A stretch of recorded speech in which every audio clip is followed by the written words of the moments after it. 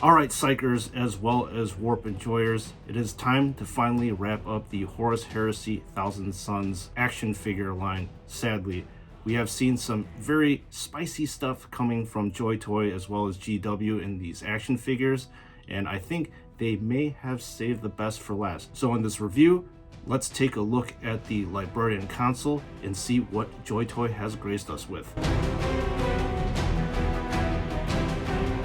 First and foremost, JoyToy once again did a fantastic job of translating the miniature form down to this action figure form. You can see that JoyToy got every single little fine detail.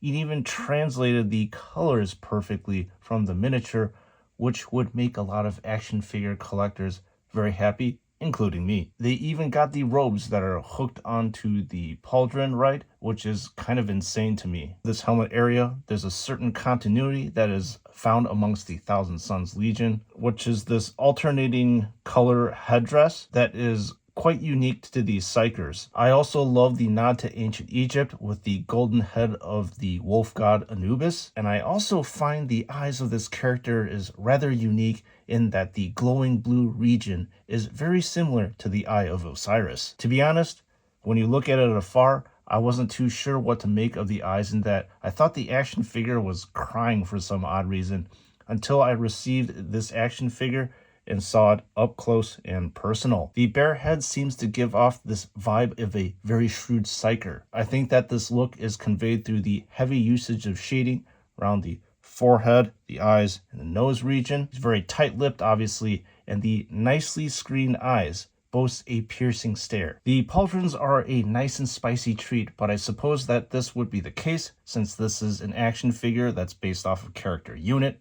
I like the giant white scarab that is front and center on the right pauldron, and the designs on the side of the scarab serve to accentuate the flavor of ancient Egypt. The left pauldron clearly boasts the Thousand Sons chapter symbol, and the accents on the side of the pauldron also bolster the blazing sun. The arms are obviously the characteristic chapter candy apple red that has been punctuated with these gold bands as well as these designs. Front and center stage of the chest area is the primary character of this white wing scarab. I like how the wings of the scarab are shaded, and this shading makes this area stand out quite potently. Then flanking the scarab are these two runic stoles in which the runes have been engraved into the plastic. The stoles are made of this very soft and pliable plastic, I suppose to allow for the area not to get in the way of potential movement. The waist region sports a black, highly texturized tabard that is highlighted up a nice white and has this nice white embroidery at the bottom of it. When you flip the tabard up, the color is quite the contrast with the black of the front. Some other accoutrements that are also found on the waist area is this, I am assuming, a holstered bolt pistol, and it has a lot of nice designs. However, I feel like these designs could have popped out more with some more highlighting on these edges, as this is just a very plain black. The Librarian Consul is also carrying around 3 parchment-like scrolls. I like the usage of shading because it really helps bring out the dimension of the scrolls, and the design generally looks the same as Amon's. And speaking of the designs of the scrolls, we have Amon on the left-hand side and the Librarian Consul's 3 on the right-hand side for just comparison purposes sake. And then finally, with regards to the stoles, they wrap around and are anchored to this waist area, in which is a little bit of a disappointment, which I'll get to you in a second. The tops of the thigh region are punctuated by these nice gold wings, or maybe even half leaves, which stand out against the red of the armor. The left knee boasts the 15th Legion symbol, although I find the usage of this off-blue color to be slightly ruinous to the continuity of the figure, and I know that this area was blue on the miniature, so that's why they did it this way. Perhaps this area could have been better in black. Then the right knee has this closed eye hieroglyph that seems to be weeping tears for some odd reason. Then rounding out the area, the shin region ends with a bunch of gold embroidery and designs. Now, where your eyes gravitate towards is this luxurious, cascading, highly texturized, flowing blue robe.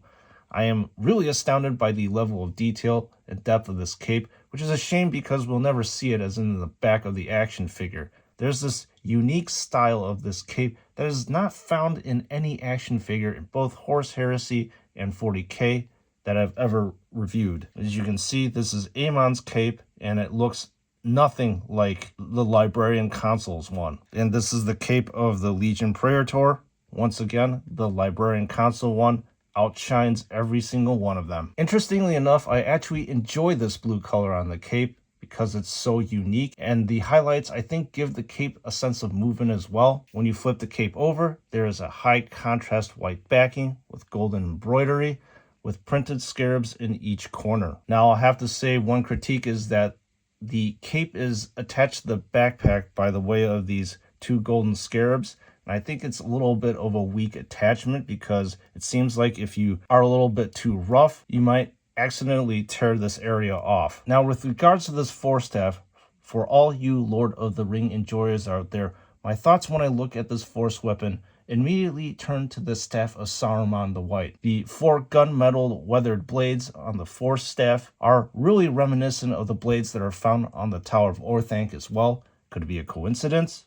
Perhaps, but perhaps not, but there are certainly echoes. The glowing blue region at the base of the staff contains a certain pulse of life. Otherwise, there's this balanced usage of gold and black to keep your interest in looking at the staff. Finally, as you saw with the unboxing, the staff can be broken down like this and then put back together again. I'm not sure what to call this, but I'm going to say that this piece of spice can be called rosary beads. The usage of the gold on the beads matched the aesthetic of the action figure, while the blue scarab and parchment-like ribbon serve as the contrast to the rest of the rosary beads. Alright, regarding movement of this action figure, unless if otherwise described, you can assume full range of motion. So I will then focus in on the opposite, which is the limitations of movement, which there are some. Without the cape, the shoulder enjoys a full 360-degree motion with no inhibition whatsoever. However, with the cape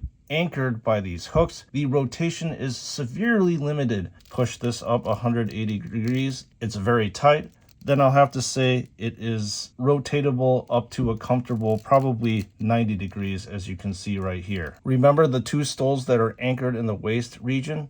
This is where I say this is the disappointment. And because of this anchoring, I'll have to say the rotation is limited to probably like 45 degrees, which is a little bit of a disappointment to have an action figure not be able to perform its primary function, which is action. Now it's time for action figure size comparison. I'll have to say minus this headdress area, Amon is pretty much the same size as this Librarian Consul. Bringing in the Legion Praetor in the Cataphracti armor, you will see that this gigantic towering Hulk stands quite a bit taller than the Librarian Consul. And now we have a Consul sandwich with the ends of a Sekhmet Terminator Cabal. And this action figure stands, once again, taller than the Librarian Consul, but the same height as the Legion Praetor, which is understandable. With the review done, and now it's time for the wrap-up. And so, Thousand Sons fans, we definitely closed off the Horus Heresy line